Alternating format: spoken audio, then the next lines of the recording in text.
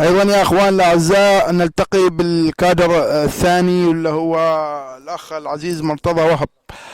أهلا وسهلا أخي العزيز مرتضى وهب. سؤالي موجه لك، ما هي انطباعاتكم وما هي استعداداتكم لإقامة هذا الحدث الجماهيري الكبير؟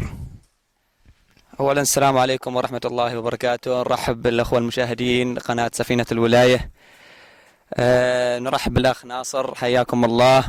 والله انطباعنا هالسنة نفس كل عام، هي احتفالات، نبغى نتطور من حفل إلى حفل.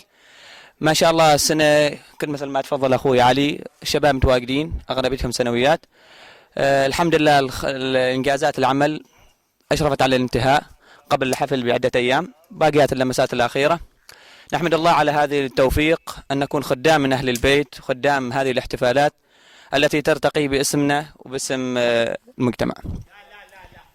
أحسنت يا أخي العزيز وبارك الله فيك والله يحفظك يا رب.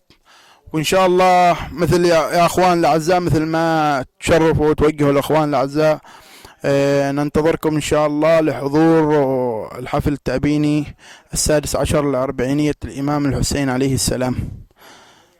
الموقع ولاية صحم، المسرح الحسيني خلف ماتم الزهراء عليها السلام.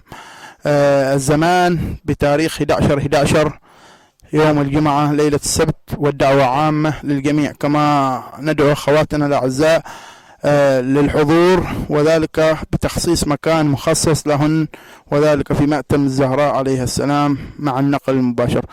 شكرا لكم أخوان الأعزاء، وشكرا لكم على المتابعة، ووفقكم الله لكل خير، والسلام عليكم ورحمة الله وبركاته.